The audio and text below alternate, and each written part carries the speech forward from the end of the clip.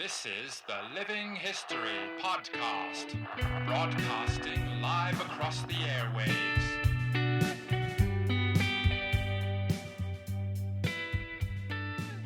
Hello everyone, welcome to Living History and a very special episode. This is going to be quite an interesting discussion. Whenever we talk about World War II and missing soldiers, it's always something that's very close to a lot of people's hearts, and there's a fascinating story that is currently evolving at the moment about some missing Australian soldiers on the island of Nauru in the Pacific.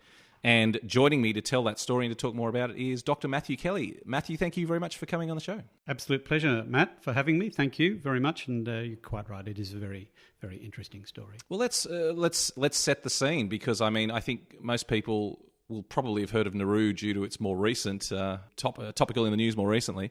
A lot of people, I don't think, would even realise that during World War II, Nauru played a part. So can you just paint a picture for us about what was going on in Nauru and how these Australians ended up being on Nauru in the first place? Right. Well, Nauru was interesting to the Australian government simply because it had an enormous phosphate deposit on it, and that was essential for fertiliser use in an agricultural society like Australia. So Nauru had originally been a German possession, and it was taken over at the end of the First World War, and it was run basically by the Australians under mandate for a while. And they organised a mining company run by the British as well. And the British and the New Zealanders and the Australians ran the British Phosphate Corporation jointly. And the Australians were there to largely administer the operations of the phosphate mine, but there were also other aspects of Australian involvement on the island. They were there to educate, and there were medical officers as well. There were people required for the shipping in and out, operating the cranes. So it was basically an operation to try and get as much of the phosphate off the island for use in Australia, Britain and New Zealand. And so World War II comes around. What was the Japanese interest in Nauru? Japanese interest in Nauru initially was exactly the same reason. They saw phosphate as an interesting resource. It was also an opportunity to provide them with another airfield in the middle of the Pacific, though it was a little bit out of the way. And Nauru also has the dubious distinction of being the only place that I'm aware of in the Second World War that was attacked by both the Germans and the Japanese. So the Germans came by early on in the peace, in I think it was late 1941, and shelled the oil tanks and part of the phosphate mine itself from off the coast, and then didn't land and didn't try and attack any further, and simply sailed on. It was the Japanese who later attacked and occupied. But in between those two times, there were obviously people back in the Australian government who were aware of the encroaching threat of the Japanese, and so most of the population were evacuated. Most of the Western population were evacuated, women and children and unnecessary members of the Phosphate Commission, and 5 men agreed to remain and to keep running the facility for a little while, but also to fly the flag in a sense, and not let the locals feel that they'd been left in the lurch. So they maintained an Australian presence on the island up to the Japanese invasion. Tell us about these men, because there's some interesting characters amongst these 5 blokes that are central to this story, isn't there? Well, I mean, the primary one is Frederick Chalmers, who was who had served in the Boer War, the First World War, and was now the administrator of the island. And his history is extensive. His military history is extensive, and he's a rather revered character on the island. There are also the administrators of the phosphate mine themselves, and some medical staff as well. And they're all wonderful men who I think realised the risk that they were taking by staying on the island, but also saw that there was a higher purpose to their remaining, which was to show that there were Australians who would not forget their connection with the Nauruans, and they're remembered today for that very reason. They are revered on the island. It must have been at this time with the Japanese closing in, they must have known the threat was very real of Japanese invasion, an incredibly heroic decision to stay.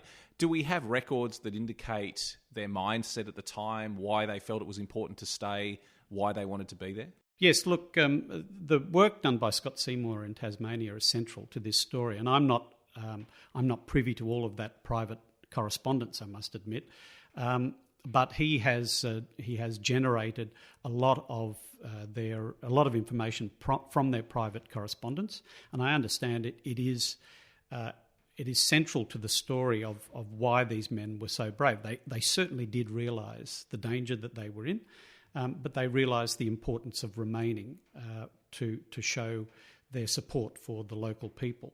So I think they, at some stage, they realised that they would probably never come back. I get the sense from talking with Scott that they saw this as a mission that would probably result in their deaths.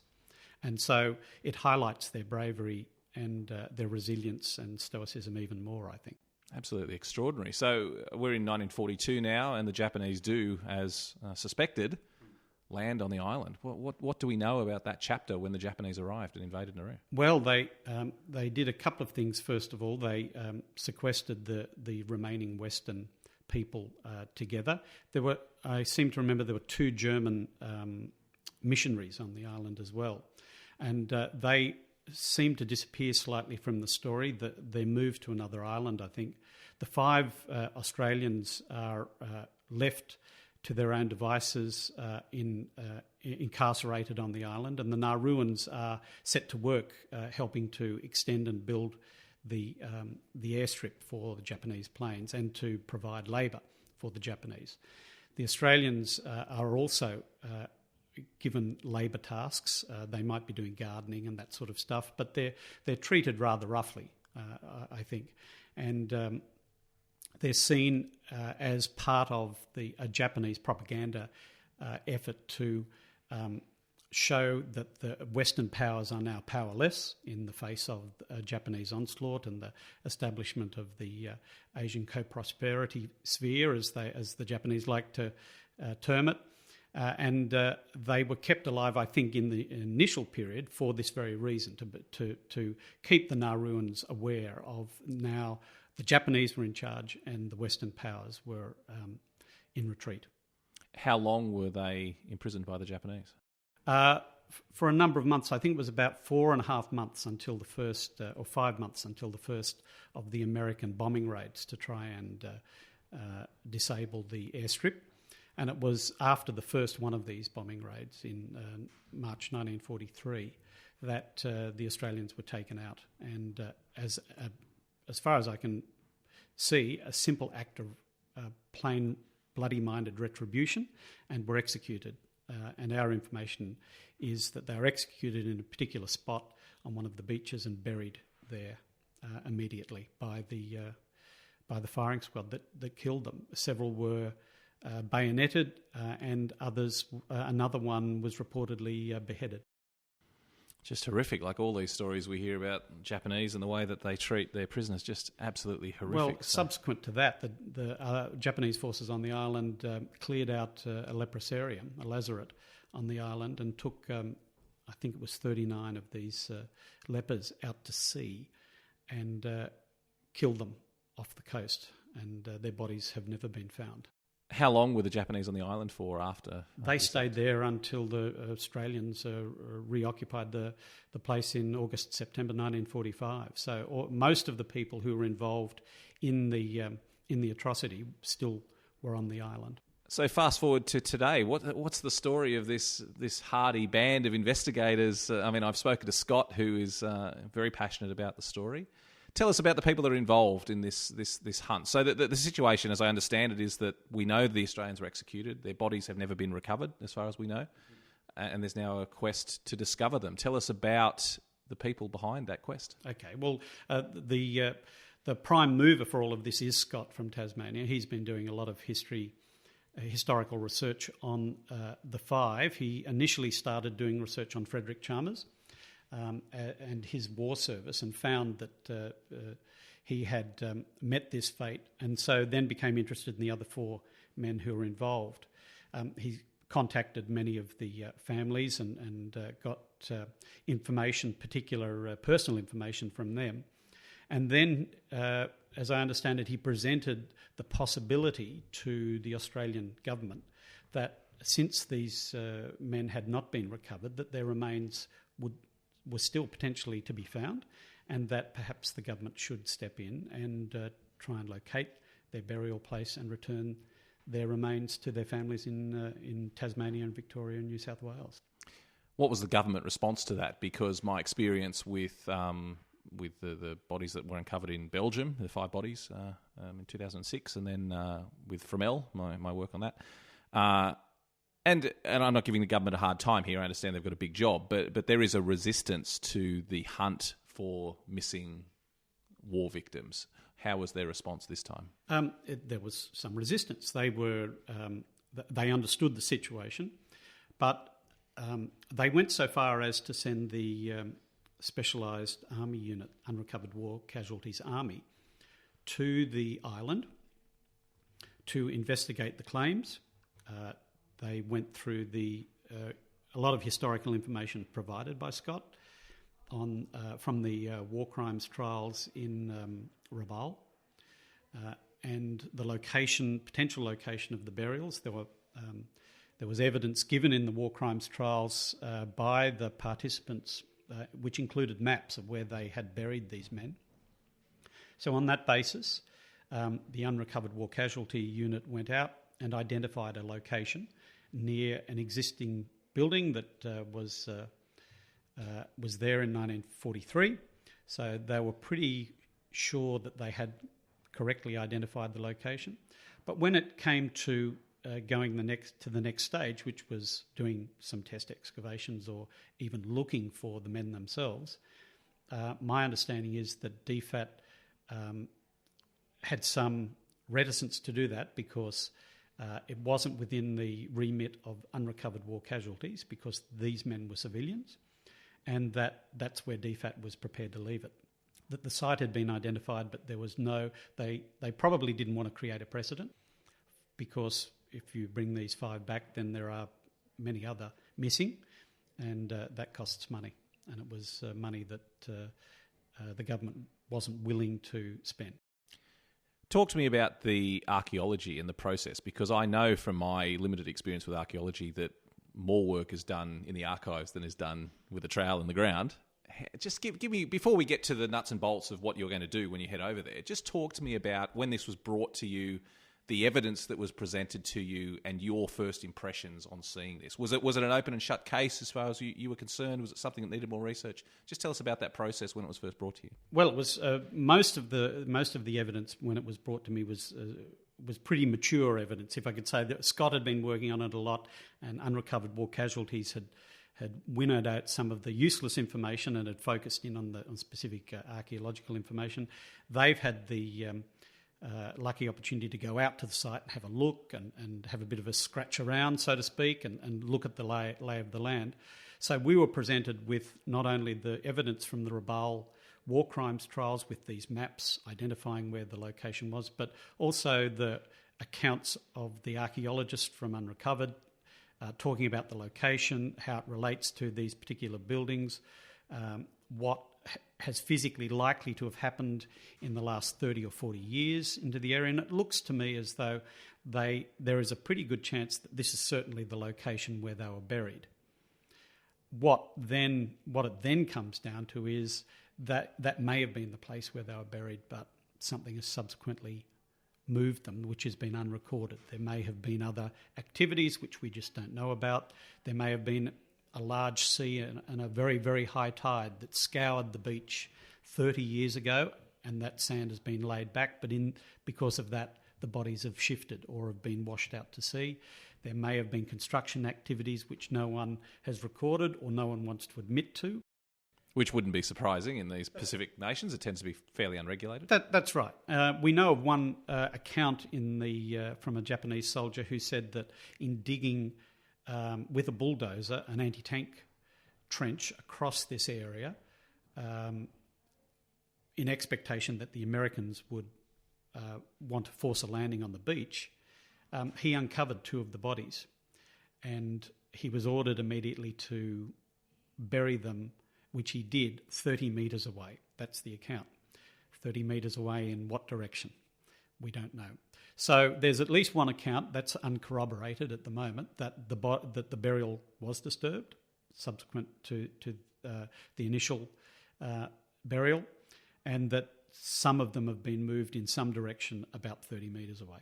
So again, that may be the case, and we might find a burial with 3 people in it and not find another 2, which would be very disturbing and distressing. But that's a possibility. So look, all of the information seems to be reasonably conclusive, but there's always an unknown in archaeology, and you can do the best research you can and the best planning, and for whatever reason, they're not there.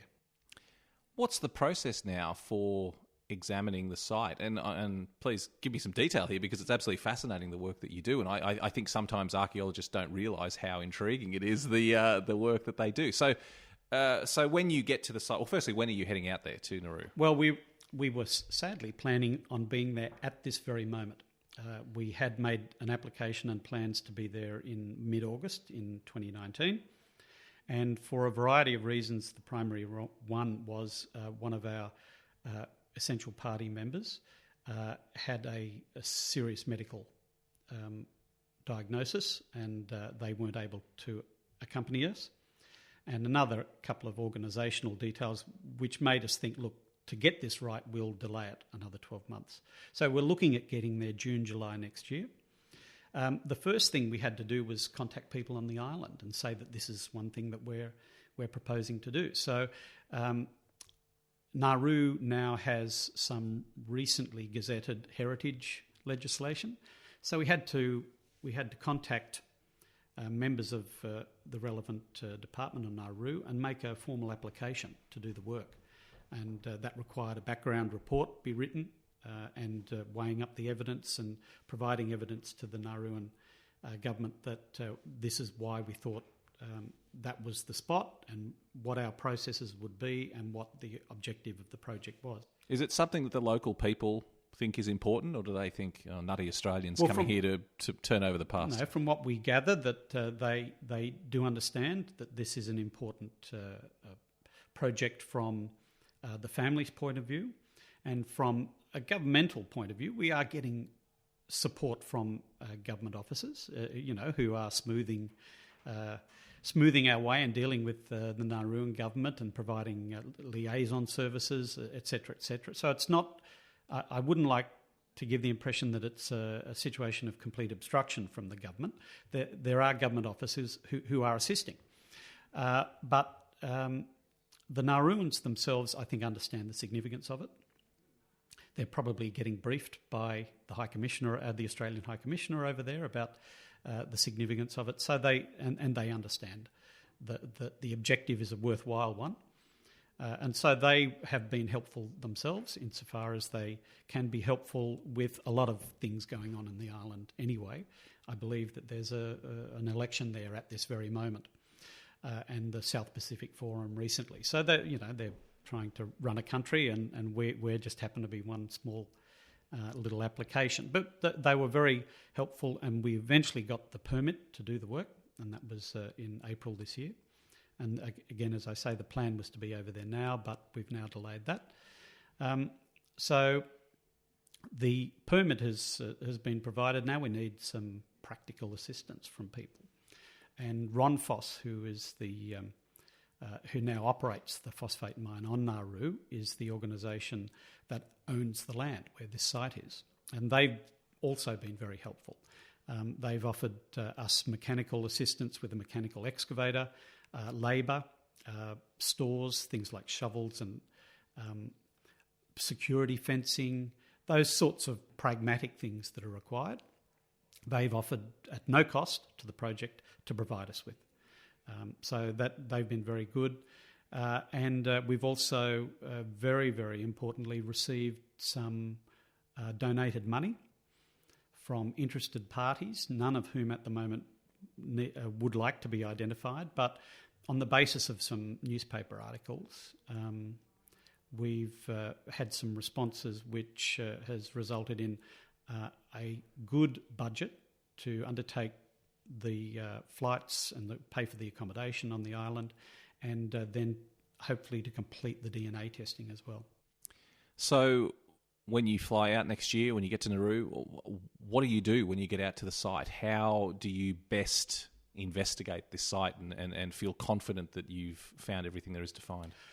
The difficulty with the site is that it's on a beach, and beach sand is very difficult to control. So if we're digging to a reasonable depth, and the depth that we understand these men were buried at is about 5 to 6 feet at the time, we've got to move a lot of sand to make that excavation safe. Another complication is that the site that's identified historically for where they were buried has subsequently been further buried in much deeper sand as a result of construction of the coal loader in the 1960s. And there is also, I understand, iron debris on top of that, which we need to have moved. So part of the initial work will be simply getting down to the 1940s surface, which will possibly take us a number of days with a mechanical digger, lifting off the iron debris, digging through this 1960s sand fill down to the 1940s surface, and then having identified the particular location on the 1940s surface, then we start looking to dig down to a depth of perhaps 5 feet in beach sand, which means we'll have to extend, to make the thing safe, we'll have to extend the excavation out possibly 10 metres by 10 metres to find a 2 metre hole in the centre with correct sandbagging to make sure the sides don't collapse and that sort of thing.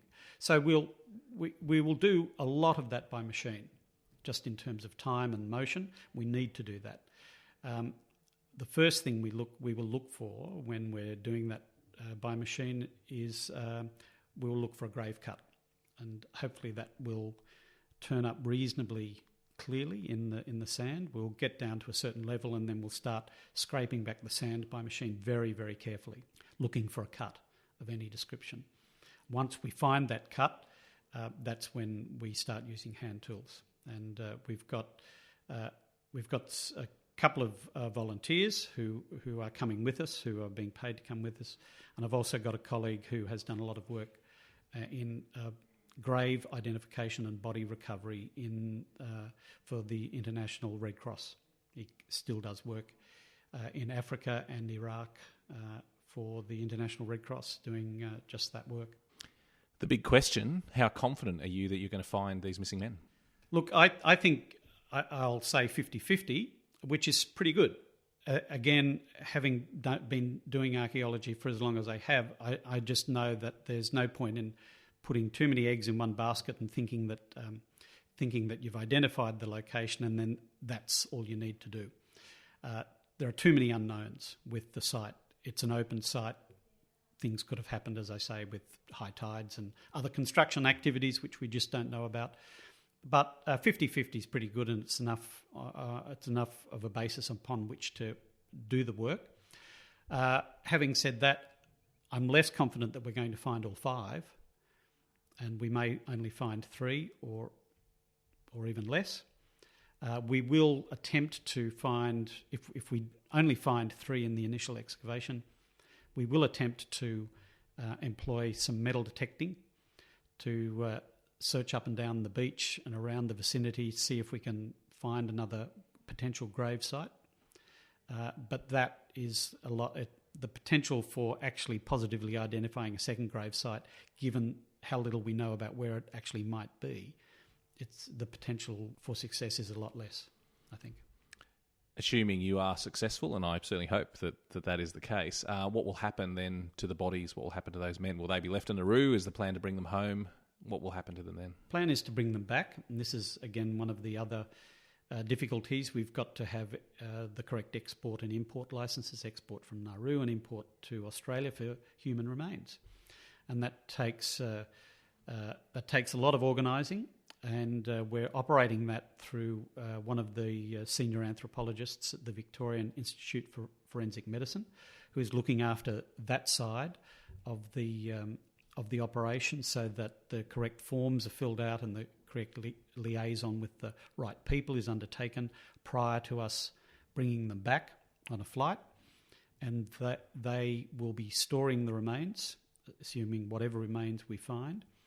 We've already got, I think, 9 DNA samples from various relatives of the 5, which will be used for comparative purposes.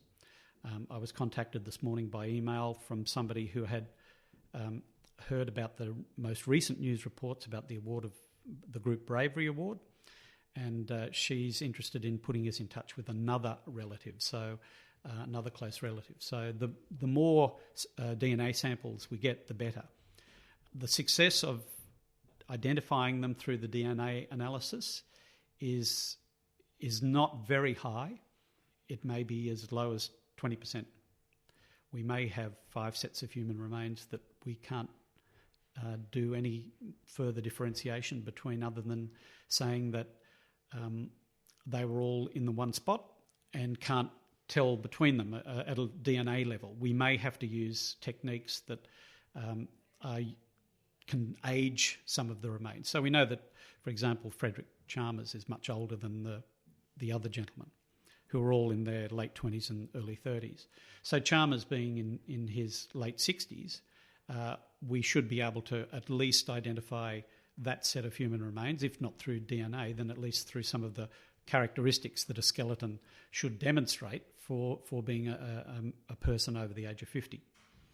The others will be a little bit more difficult, assuming that we have 4 other sets. I assume if they're identified, they'll be returned to the families, and then the families will inter them where they feel is appropriate. What if they're not identified, though? You've got these 5 Australian World War II missing, can't be identified. Do you have any thoughts on what would happen to them there? Well, look, we've not contacted the families directly about this, but I would think that the next step would be that if that is the case, then we would get a decision made on a group level that they would be all interred together, having been awarded a group, having died together, served together, died together, and then receiving this group award. I think it says something about the nature of their association, and that association continued through into their final internment somewhere in Australia, yet to be determined, would be entirely appropriate. That there might be a group internment somewhere, and that a commemorative plinth or plaque identifying the occupiers of this site would certainly be appropriate, even if we couldn't identify any of the individuals. How important, Matthew, is this entire process to the families? Because we've seen over the years, we've seen at Fromelles when they uncovered 250 Australian remains. I saw it myself with the Zonnebeke 5 that we found in Belgium. I'm always surprised that after so many years, it's still so important to family members to get. I mean, the word closure is massively overused, but there is a feeling there from family members that it's an unwritten final chapter of the story. In your experience with the Nauru 5, how important is this work to the families? Absolutely central. And I think one of the most disappointing things is that it's taken so long, and so many of the most closely associated relatives have died and have not had that emotional closure, and this hole in their lives needs to be then filled by other relatives who are as equally engaged, as equally interested, but see the disappointment or saw the disappointment in their father or their mother's eyes when they realised that this wouldn't be resolved and that they would never know. So emotionally, it is absolutely critical, and we through our Facebook page are in reasonably regular contact with most of the relatives who we've been able to identify, and they're very engaged in this at an emotional and at a practical level. You mentioned the award that's just been given this week to these men. Tell us a little bit about that. Well, again, very late in coming, but the government has finally recognised these men for their service as people representing the Government of Australia, and also recognising that the men realised that they were in danger by staying, and nevertheless stayed, and at some stage realised that this was probably going to be the end of them. And the Governor General announced this week that they were all to receive a Group Bravery Award in the latest announcements. So the response from the relatives to that has been very heartwarming. It's something that they're all very excited about. So it just demonstrates again this emotional connection that the people we're in contact with have with their relatives. Matthew, why do you think this type of work in general and this project specifically, why is this important after 70, 75 years? Why does it still matter that we go and find the mortal remains of people who died during the Second World War? Well, it is this emotional connection that we have with people. It's as an archaeologist, I might tend to look at it at a slight technical level, but if you look at it from the perspective of people who either have served themselves or are related to people that serve, you can see that that service is an important part of what makes them who they are or who they were. And it's also what is also important, which was demonstrated this week with the announcement for the award, was that it's also a recognition from the people that they serve for, the government in the first instance and the rest of the community, that their service is recognised as important.